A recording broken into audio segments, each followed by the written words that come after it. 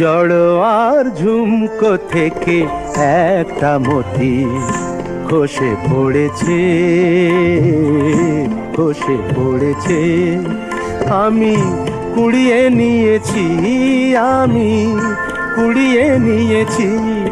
যদি এই মুক্তোর আংটি করি, এই মুক্তোর আংটি করি, করবে তুমি কি? জড়োয়ার ঝুমকো থেকে একটা মতি খসে পড়েছে, খসে পড়েছে।